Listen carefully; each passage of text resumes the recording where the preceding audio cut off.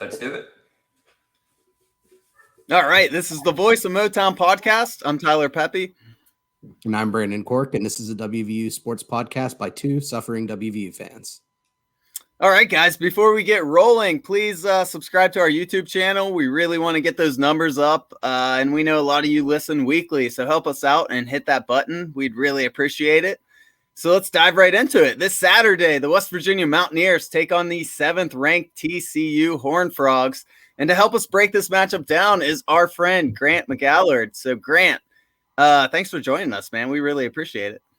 Yeah, it's good to be back. Had a great time last year. Hopefully the game goes a little bit different from my end, but excited to be back. Definitely. Yeah, man. Looking forward to the game.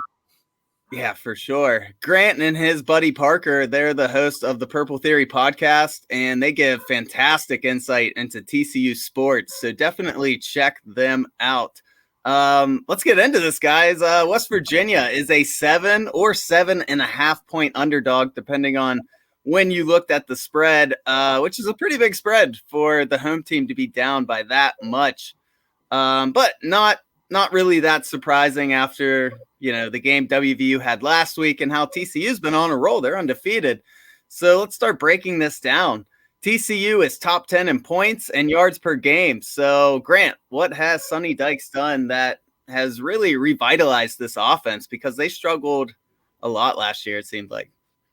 Yeah, they did. And so it's half Sonny Dykes and it's half Garrett Riley, who's the new offensive coordinator for TCU, obviously Lincoln Riley's younger brother. What they've done with this offense is, I think, given Max Duggan a lot of confidence, first and foremost. He didn't enter the season as the starting quarterback, but they've trusted him to make a lot of throws over the middle, types of throws that he was not allowed to do last year, quite frankly. They've done a great job of targeting different receivers. Quentin Johnston's obviously one of the best wide receivers in the country. The graduate transfer of Alon Ali from SMU following Sonny Dykes to TCU has been a huge addition on the offensive line. So they've basically done everything right. And that's not a real in-depth answer, but every box you wanted to check on this roster and with this scheme has been done. Here's the weird thing, guys. 10 of the 11 starters on this TCU team were on the roster last year. And how bad the offense was last year to how good they are this year is just night and day. So as we've said on our podcast before, they basically kind of opened the windows, cleaned out the dust, and just let in some fresh air. And it's certainly been really, really fun to watch. That's awesome. Yeah, I mean, you guys have been killing it. And you touched on Max Duggan. I was surprised at the beginning of the season to see that he lost his starting job to Chandler Morris because I felt like he was pretty efficient. This year, though, he seems like he's on another level. Over 1,800 yards, 19 touchdowns, only 1 interception. Is Max Duggan really this guy, or is this more of a system thing? He's been my guy for the last 4 years, so this is really kind of a crowning thing for me. But he's a good quarterback. He's not going to be a guy that's going to excel in the pros or anything like that. But in the right system, he can thrive. He's incredibly tenacious. That he's been trusted to make more throws downfield. Part of the criticism was rightly given to him was that he threw every ball too hard.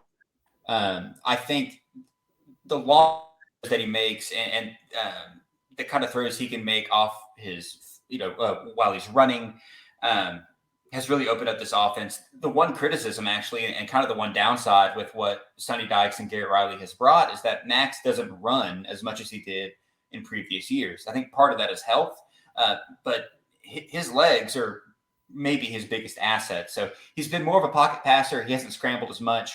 But this is the Max Duggan that every TCU fan thought could exist for the last 3 or 4 years. And now he's finally just been unleashed.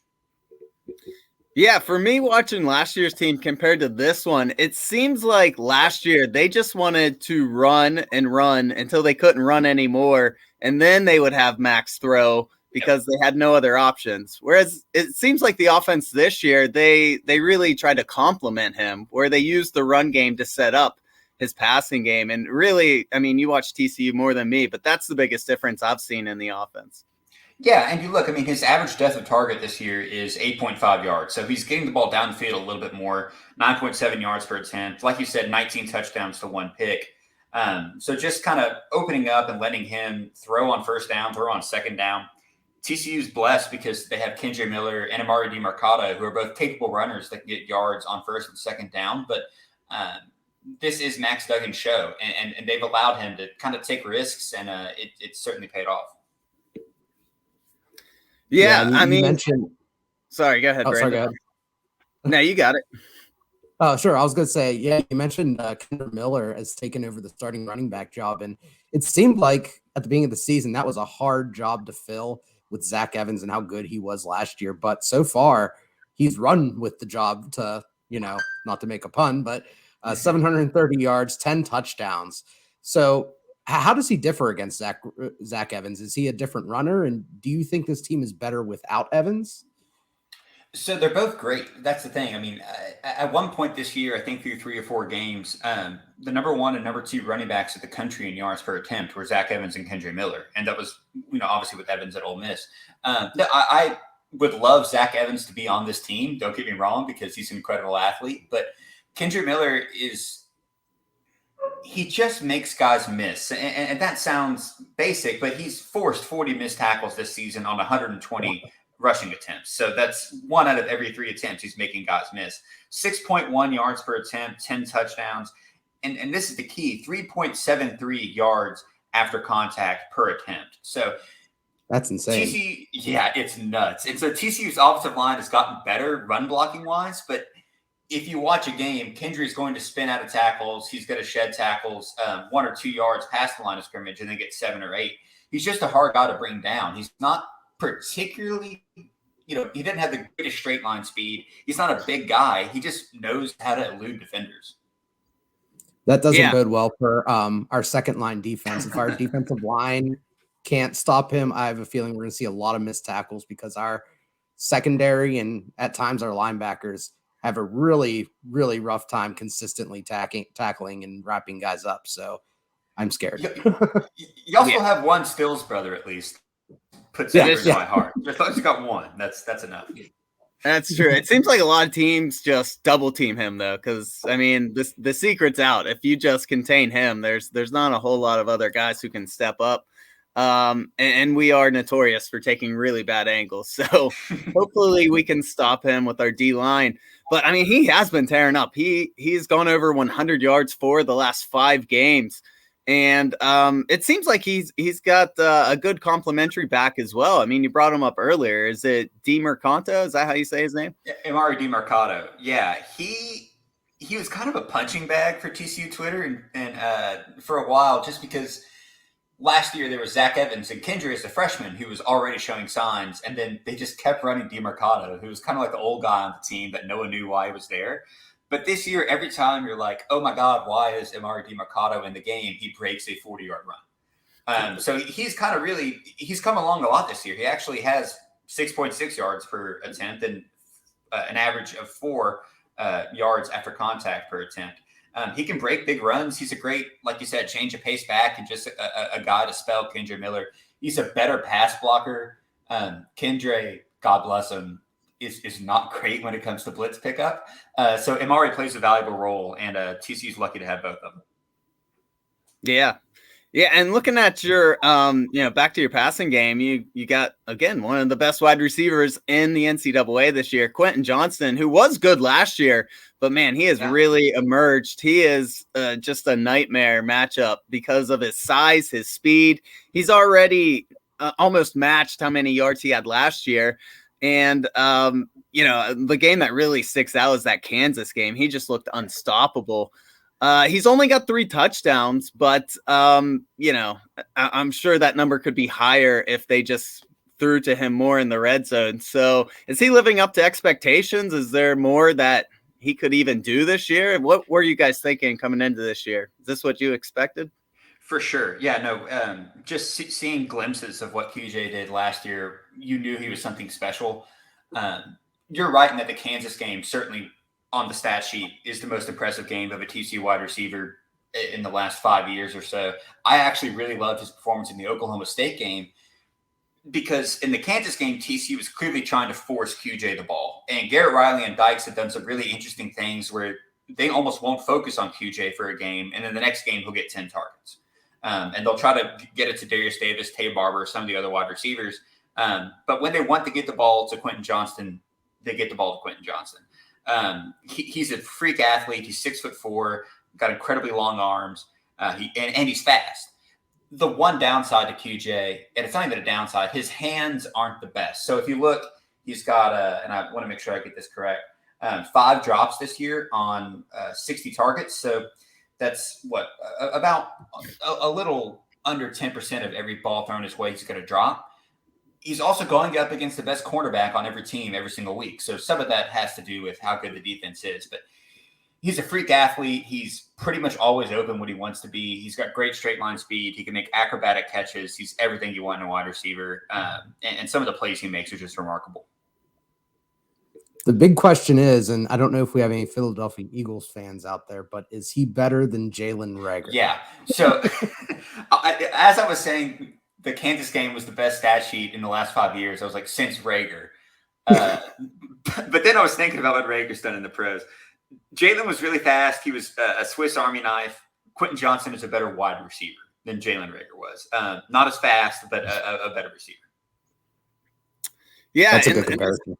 The scary thing for West Virginia secondary is Johnson's not even the only guy you got to worry about. You got a guy named Davis who is really good going side to side. That seems like their speed guy, whereas Johnston is more the guy who's going to stretch the field.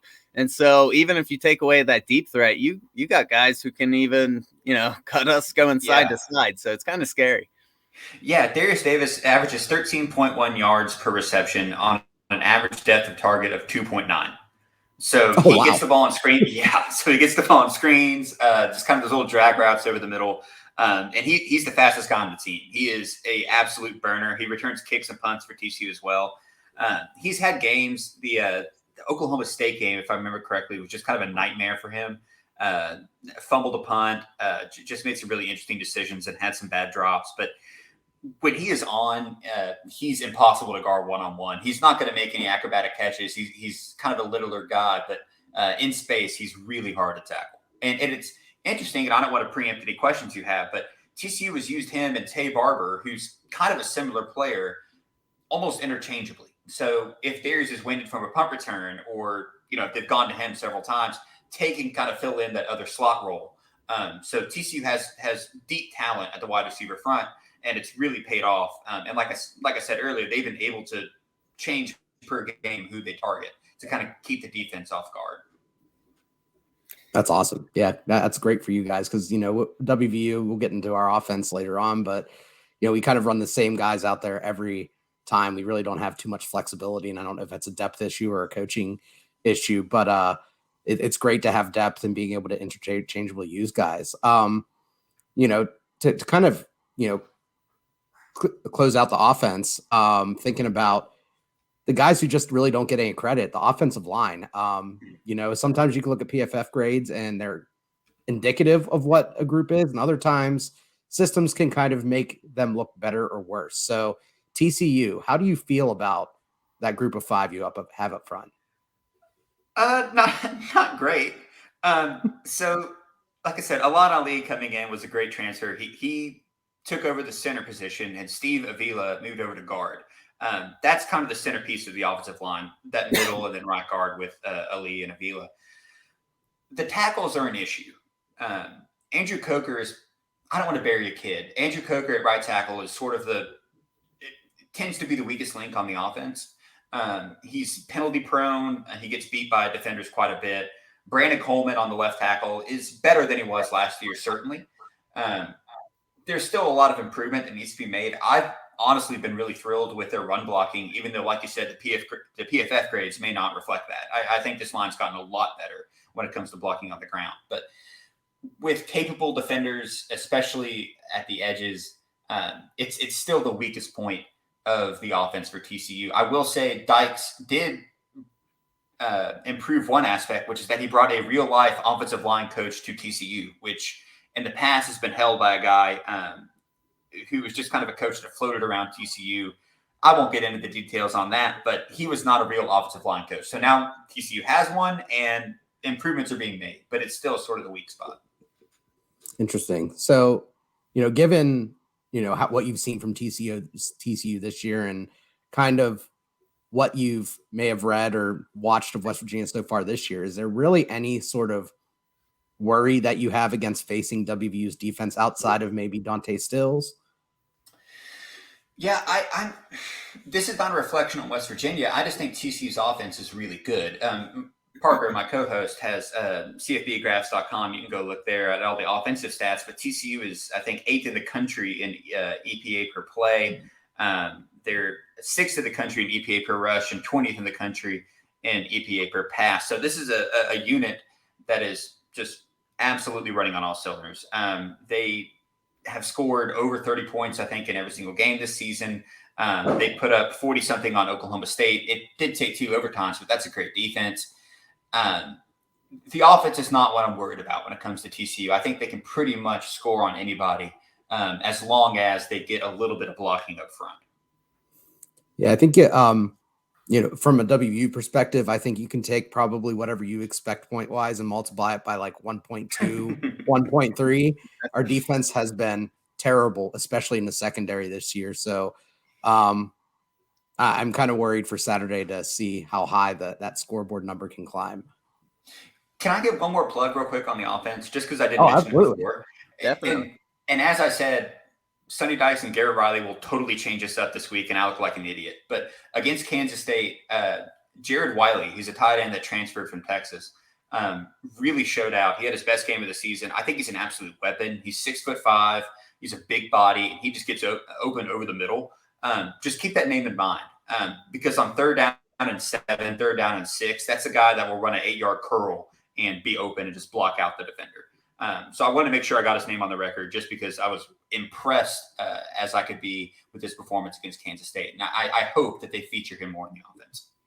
Yeah, in the Texas Tech game, they used a couple tight ends, and they didn't target them a ton, but they targeted them kind of like what you said on key plays where they really needed to get a few extra yards, and it was really effective against us. Now, given some of those guys were like, I forget what they said they were, 6'8", 6'9", like absolutely ridiculous monsters of human beings. But our linebackers can't cover, so I have a feeling that Wiley is gonna have more yards than he's gonna know what to do with.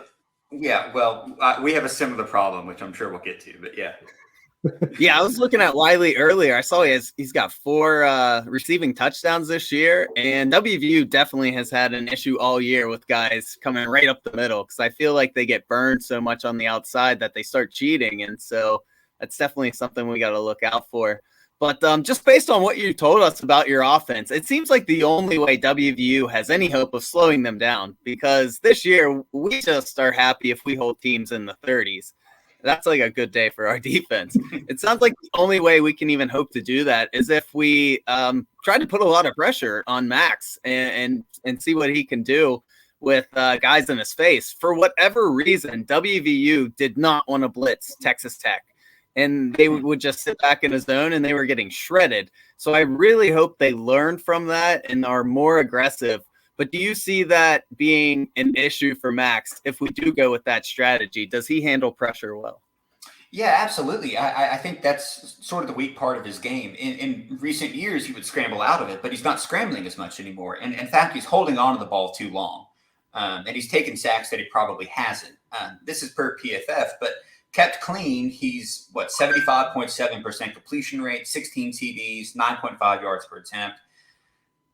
Under pressure, he's only completing 46.7% of his passes. So he is a capable thrower on the run. He's just holding on to the ball too long this year.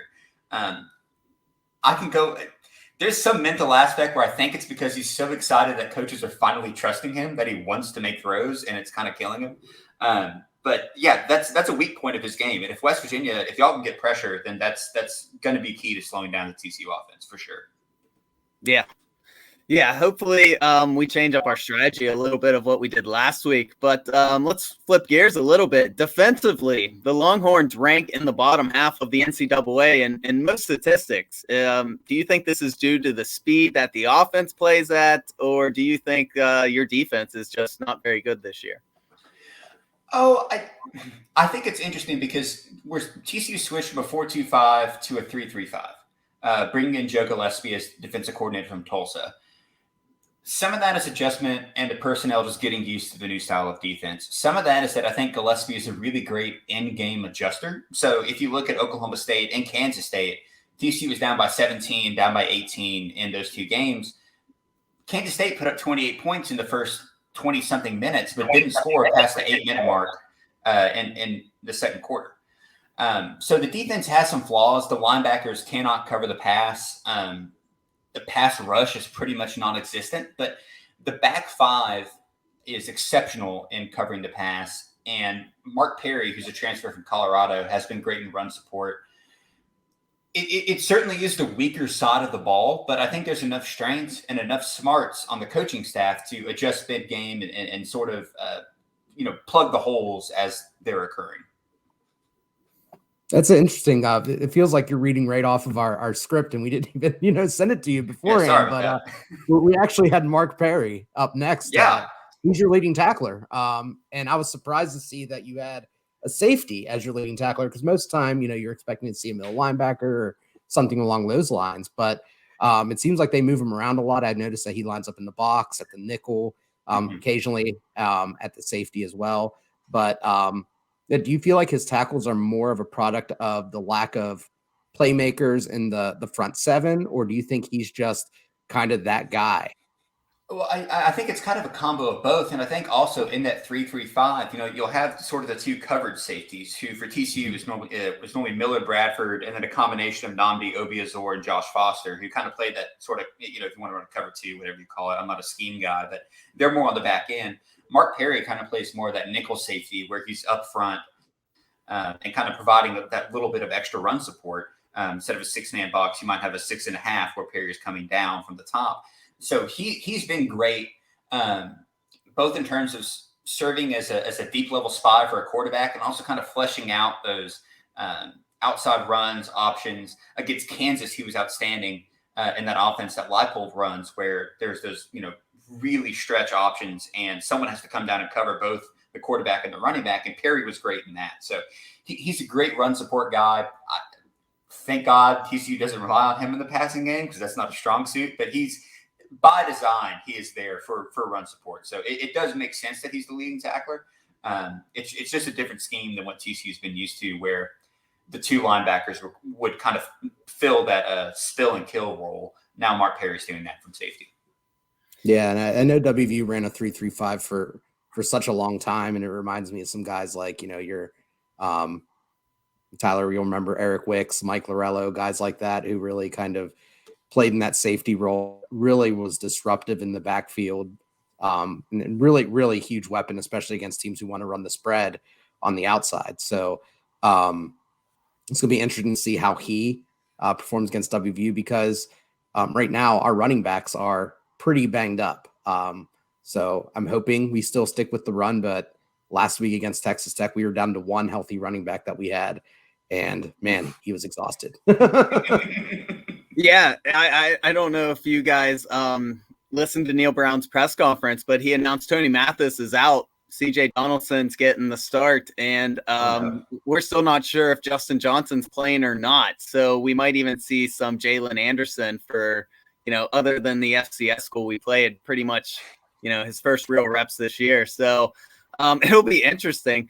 But it's funny you talk about how Perry's getting all these tackles. I was actually listening right before we hopped on here, your co-host Parker on Koosa's podcast, and he was talking about how that's pretty much by design. They have those linebackers and linemen trying to fill gaps, and then Perry just basically comes up behind them and cleans it up. So it makes a lot of sense, and it sounds like it's working to perfection if he's already got that many tackles. Yeah, TCU's run defense has been surprisingly good this year. It's certainly not the best in the nation. If you look at, again, CFB graphs and Parker's nerd stats, they completely disprove me. But it's the better half of the defense. They're 58th in the nation in EPA per play on defense, and they're 78th in EPA per pass on defense. So it's the better aspect of the defense for sure. Again, I think a lot of that is due to the linebackers' inability to cover the pass. But run defense wise, I think TCU held Deuce Vaughn from Kansas State to under 100 yards, which was his lowest output of the season. Deuce is a monster for being 5'6" or whatever he is. And they held that really well. running quarterbacks are always a weakness. But other than that, TCU's run defense has been pretty stout. Yeah. Now, do you Brandon. like the switch from the 4-2-5 to the 3-3-5? I know WVU kind of runs a little bit of a hybrid scheme, so I'm just interested to get your perspective on the 3-3-5. I like it because of the personnel that TCU has this year. TCU's defensive linemen have been sort of a weak point over the last couple of years. There hasn't really been a pass rush. There's been a lot of hits and misses in recruiting. So I think the switch has said, hey, we have a lot of really talented guys on the back end. We have a good linebacker transfer in Johnny Hodges from Navy. D. Winters is solid. Jamoy Hodge is coming on. Let's just remove one of our weak spots and then just add another guy to a linebacker core that is talented at the first line. Once you get into the depth chart, it gets a little weak, but the first three are really good. So let's just focus on them more. I really like the switch. It's certainly something new, but it's worked for TCU this year. Yeah. So that's your run defense. Let's talk about your passing defense a little bit. Do you have an elite pass rusher? Is there anyone WVU should really keep an eye on anytime it's 3rd and long? No, is my answer. Dominic Williams, who's a true freshman, is great at nose tackle, and he can kind of muck up some plays. On the edge, there isn't really anyone that's been outstanding. Dylan Horton is probably the best pass rusher, and that's, if you'll pardon a curse, that is damning with faint praise. There's been a couple of guys. Johnny Hodges on blitzes has been effective, but there's not really a guy that has stood out in the pass rush. No. Yeah, the one guy that I noticed that led the team in sacks was Winters, but I was surprised to see, I think he had 6 sacks, but only I want to say it was 15 total pressures on the season, Yeah. which that conversion rate is outrageous. It's outrageous, but they need him in the passing game to kind of cover those running backs, because I'll just get into it now, and I don't want to, again, preempt any of your questions, but Jamoy Hodge and Johnny Hodges, first off, confusing to say their names back-to-back. Second off, they are not good in pass defense. The best pass coverage linebackers. So they kind of need him sitting back there to cover running backs, tight end, slot receivers, because otherwise it's going to be a nightmare. Kansas did a great job of manipulating TCU's linebackers. Kansas State did the same. So that's kind of the weak spot. And that's why Winters isn't racking up more sacks and more pass rushes, is because he's needed to kind of play that role in pass coverage. Yeah. So, I mean, it sounds like TCU doesn't want to, send a lot of guys, which is good for us, because when our offense gets rolling, they can put up points. But the way teams have slowed down our passing game is they basically just press our outside wide receivers who can't get separation, and they send heavy pressure. Do you think your defense or secondary is built to do that? You said you like your linebackers to drop back, but the blueprint's pretty much out on how to slow us down. Do you think you have enough talent to go with that strategy? Yeah, especially in the back five. I think if you look at Travius Hodges-Tomlinson, who is an outstanding cover corner, you look at guys like Bud Clark, who I've been on Bud Clark Island for years, and he can kind of play a hybrid corner safety role. He's outstanding. He's had a couple really key picks in the last few games. And then you go to the safeties. Obviously, Mark Perry is great in run defense, but Miller Bradford, the artist formerly known as Nook Bradford, he changed his name going into this year, has been great. Josh Foster's really come on. There are a couple weak spots. I'm not crazy about Josh Newton at cornerback.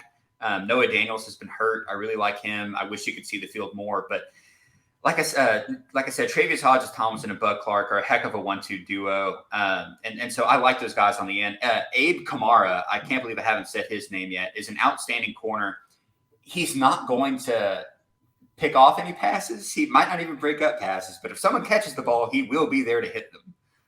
He has provided some of the best hits on defense for TCU this year. So there's a lot of talent in that back end, and I'm confident enough that the defense can adjust, make the necessary plays to keep TCU in the game. So yeah, I think the back five is the strongest aspect of the defense.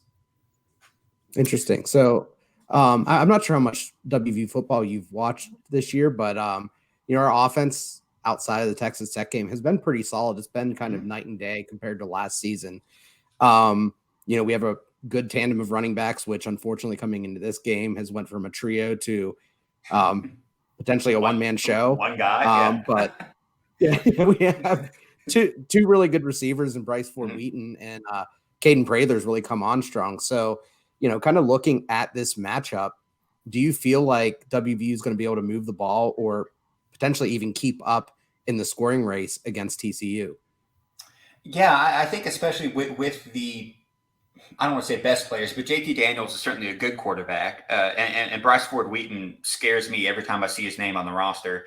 There's certainly opportunities for West Virginia to make big plays against this defense. Like I said, I like our back five, but they are prone to giving up one or two plays where you're like, man, like someone really should have been there to cover that. So, yeah, I would expect Bryce to have a long touchdown. I would expect Caden Prather to get involved. I'm looking now. I'm curious about slot receivers for West Virginia. Maybe y'all can educate me if you don't mind. But Sam James seems to get the most snaps at slot. How is he? What's your opinion on him? He's we have Sam James as our main slot receiver. He's not bad when he's catching the ball, but this is his fourth year, and he is notorious for getting drop happy. So, I mean, if he's holding on to it, he can have a big day, but he can also just drop some very critical, third down passes too. Our other slot guy is Reese Smith, and, occasionally he'll make an incredible big play downfield. But for the most part, he's not anyone who's, gonna win the game for you. So, it sounds like the slot is where we need to attack TCU, and the biggest guy you got to worry about is Sam James. Yeah, and so the reason I ask is because TCU is actually, I think, pretty decent at shutting down the opponent's best wide receiver. If you look at, for example, the Kansas State game, say last week, Malik Knowles, Phillip Brooks are obviously Kansas State's two heavy hitters, but it was Cade Warner that decimated TCU, had a great catch. That it should have been a pick, and Cade just snatched the ball away from the TCU defender. So I think Gillespie may focus a little bit too often on the opponent's quote-unquote best players, and then those kind of underneath guys or the second guys are the ones that make the plays. So I'll be looking at Sam James as sort of the, I don't want to say key matchup, but a guy that I will be worried about if I'm a TCU fan. How does TCU cover that player, especially if Travius Hodges-Thompson and Abe Kamara are focused on Bryce and Caden Prather. Another guy who feel like is number 4, Jeremiah Aaron, who they've been kind of trickling in here and there, and I think he's got a lot of potential. But if we are having success over the middle, I hope they give him some reps because I think he could potentially make an impact on the game. What do you think, Brandon? Yeah, I was just going to ask in terms of how defenses are attacking TCU. Do you feel like TCU is more susceptible against throws to the outside or more across the middle? Yeah, it's to the outside, and it's when they're in one-on-one coverage. And like I said, I like THT and I like Abe Kamara and Bud Clark, but sometimes, look, THT is not a big guy. He's like 5'9", and if you have a big wide receiver, you can make plays against THT. Who was it? Rashee Rice from SMU. Absolutely. 3 of those catches should have been offensive pass interference. That's neither here nor there. But he was sunning THT for the first half of that game. So it's on those kind of deep one-on-one throws on the outside where TCU is getting beat. Kansas did the same thing with Jason Bean when he came in and threw those outrageous passes down the field. So over the middle, I think TCU is pretty solid with those safeties coming up to help. It's on those deep outside passes where there's threats to get burned. That bodes well, I think, for WVU because for whatever reason, Graham Harrell's offense kind of funnels things just to the outside. And now that may just be because Bryce Ford Wheaton and Caden Prather are, just our 2 best guys by a long shot. But, that's where we've been throwing the ball the most. And, the one thing that I think it could hurt WVU potentially, I'm happy to hear that you guys have a smaller corner because against Texas Tech, they had, I think both their corners were 6'2", 6'3", and Prather 6'4", Bryce Ford Wheaton 6'3", and they really just negated that size advantage they had with the size that they were bringing to the table against it. So kind of something you can't control, but it's another weakness of WVU's receiving core. Yeah, that's a weird thing about TCU, and I guess that's sort of how the school has to recruit because they're not going to get the big corners that Texas or Texas A&M or name your school in Texas will get. But a lot of TCU's best cornerbacks have been smaller guys. And Jeff Gladney being the obviously exception there. But it's weird. There's a lot of 5'9" dogs on TCU's roster, and they can do their best, but sometimes they just get matched up against a bigger guy, and there's not much you can do. THT is 5'9", 180. I'm looking now just to find Bud Clark and Bud. So Bud's 6'2", and that's helpful. But again, he kind of plays more of that hybrid safety role. And then Abe Kamara is 6 foot. So he's not – they're not overly big. THT is really small, but he's also the most technically gifted corner. So it's kind of a – mix and match type of thing for TCU. Yeah. So, I mean, before we talk about the rest of TCU's schedule, is there, in your opinion, as a TCU fan, is there any chance of an upset here? Could they overlook WVU because they have played 4 straight ranked teams? And, of course, they've won them all. But, I mean, that can wear on you physically, mentally. Are they looking past WVU by any chance, do you think? God, I hope not. No, I don't think you understand. West Virginia's won 4 straight games against TCU, and they've all been the most miserable games I've ever watched. The 2019 game, TCU had to win to make a bowl and completely laid down. It's the worst game I've ever been to. I hope they're not overlooking West Virginia. There's absolutely a chance for an upset. TCU has dug a lot of holes in the first half, and if they continue to do that, they're eventually going to dig a hole that they can't dig themselves out of. So 100%, there is a chance that TCU loses this game. Absolutely.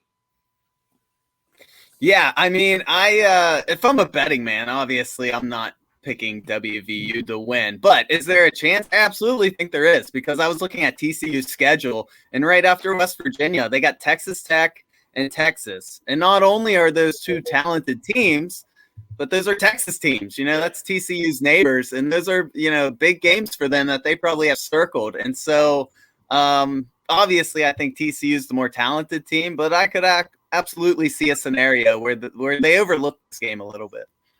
Yeah, and I think, that trip to Morgantown, it is a afternoon game, but still, coming into Morgantown from that far away, it's a different environment. And if the fans show up, which it's still up in the air on what the turnout's going to be, especially after that loss to Texas Tech, we can get loud and maybe we can get into TCU's head. So, it's going to be a fun environment on Saturday. I'm really hoping that WVU can at least keep it competitive. That way us as fans can have fun. Yeah, TCU's played interesting road environments this year. I was at the Colorado game to open, and I think that was before all the Colorado fans realized how bad they were going to be. So there were a lot of people there. SMU, that was the biggest game on SMU's calendar, especially with Dykes coming back. TCU won that game. Kansas College Game Day was there. So all 3 road trips TCU has taken have been the biggest games on each school's calendar. I don't know what that says about this game, but I feel a little better having some of that road experience with a rabid fan base in attendance. No one as rabid as West Virginia, of course, and I mean that as a compliment, but it's just they are a little bit road tested. Yeah.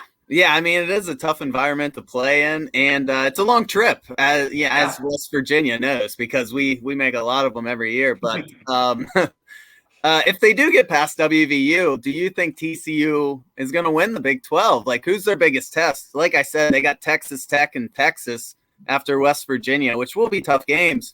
But if they make it past them, they got Baylor and Iowa State. And, I feel like those are teams TCU can beat. For sure. I think the 2 games I'm worried about the most are Texas, just because I think Texas is so talented. I am a Quinn Ewers believer, despite the 19 for 49 disaster class he put on Stillwater last week, which I got a lot of enjoyment out of. But I think Texas, and then after TCU ruined Baylor's outside college football playoff chance last year, they're going to be out for revenge. That rivalry has gotten a lot more potent in the last couple of years. So Texas and Baylor are the 2 I'm worried about. Past that, I think TCU should beat Texas Tech. They should beat a floundering Iowa State team. 10-2 is probably the worst this team should do going out, and that is insane considering what we thought at the beginning of the year.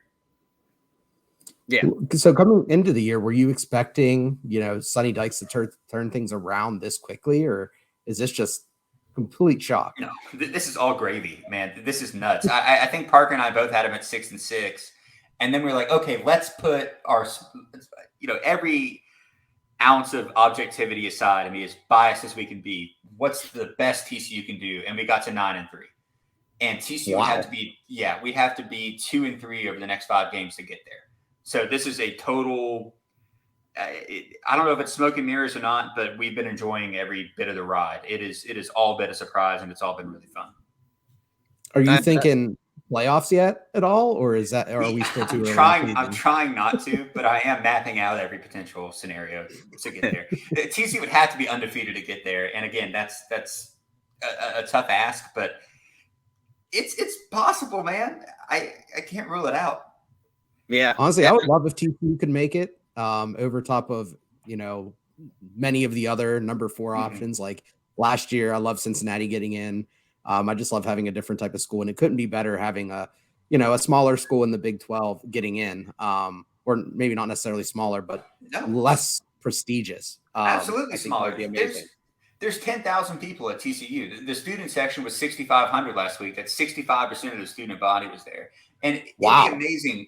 It'd be amazing to thumb our noses at Texas and Oklahoma as they leave for the SEC, to just send some tiny school from Fort Worth to the college football playoff. I would love that for so many reasons. Yeah, same here. I'm with you. If it can't be us, I'm happy to be you guys. I appreciate that. So it's fun to have you back because we can kind of reflect on what we talked about last year, and so much has happened. When we talked to you last year, it was right before Gary Patterson got fired, and we were talking about, we were prepared for you to just like shower love over him, and you were talking about how you're not a big fan and you were ready to see him go, and then sure enough, he did get fired pretty much. And then so what are your thoughts on that? I mean, obviously it's worked out great thus far. It is bittersweet. Don't get me wrong. I mean, I started at TCU in 2013, and Gary's a legend. He has a statue for a reason, but he mishandled the end of his tenure so poorly that it became untenable, and he needed to leave. He was making a lot of really weird comments. So it's a good thing that he left. I am very surprised and a little bit disappointed that he took the analyst job at Texas, considering what he said about Texas and other big programs and how much he loves being the underdog and the kind of fly in the ointment that can screw up big teams. And him going to Texas feels a lot like a cop-out. I hope he's happy in Austin with their 4-3 record or whatever they are. I hope he's having a grand old time. I wish him nothing but the best. Yeah, I'm sure. I don't know how much he's making. I'm sure it's public knowledge, but I'm sure money talks there, and I'm sure they gave him a nice little cushy job. So I could see how his mind could change in a short amount of time there. Well, yeah, but you look, he was making like 6.5 at TCU, and that's only what they reported. There's a bunch of like oil deals and all this stuff that Gary had anyway. It was a whole thing, but I would assume he's going to be Texas's defensive coordinator next year because I don't think Pete Kwiatkowski's long for this world, and we'll see what he does. He's a very good defensive coach, so I'm sure he'll thrive. For sure, yeah. There's no debating that. One other thing we wanted to bring up to reflect on last year is we also brought up Jamie Dixon, who West Virginia fans know so well because he was at Pitt for a long time. And once again, you were saying how you weren't that big of a fan, and then he ends up having an awesome year, a year I didn't see coming. He went, 21-13, got bumped in the second round, but still, I mean, that was a pretty solid year for him. Hand up, I was wrong. Dixon assembled a really great squad. Mike Miles is a total dog. I was completely wrong about Jamie Dixon. I loved watching TCU basketball last year. The upset of Kansas is one of the most fun games I've watched. He completely proved me wrong. I'm really happy to have him here. And I think the TCU team, the projections are very high, and that worries me. But they should be in the top 25 all year. And, a Sweet 16 team for sure. They're really, really good and a really deep squad.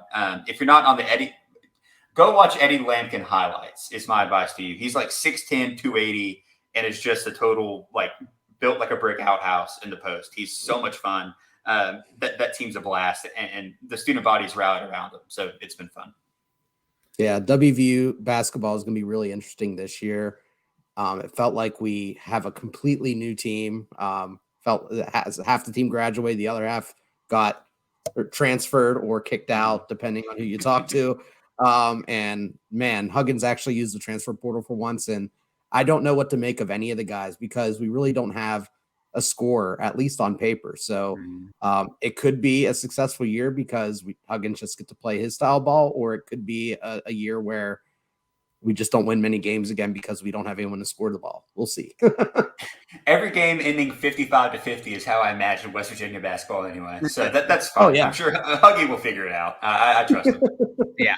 Any game like that is good for us. In fact, WVU just had like this top secret scrimmage against Dayton, who, of course, Dayton's a pretty good team. And by all accounts, WVU won by a good amount. They forced a ton of turnovers.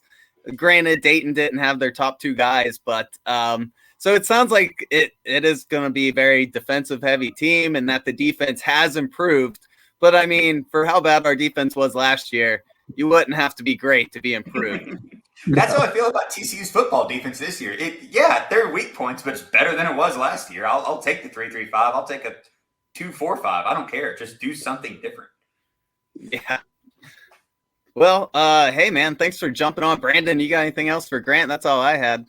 No, that's all I had too. This was great. I think this is super helpful for me, and then anyone who's listening as well. I think Grant, you bring a ton of knowledge to the table, especially when it comes to TCU football and what we should all look out for. So we really appreciate your time, and this has been fantastic as always. Yeah, guys, I enjoy it. I would hope to do it again next year. Hopefully, I'll be talking about the defending national championship Horned Frogs. But I loved it. I'm rooting for you. And everyone go listen to the Purple Theory podcast as well. I know we talked about at the beginning, but give them a listen on their platform as well. They do some great stuff. So thanks again, Grant.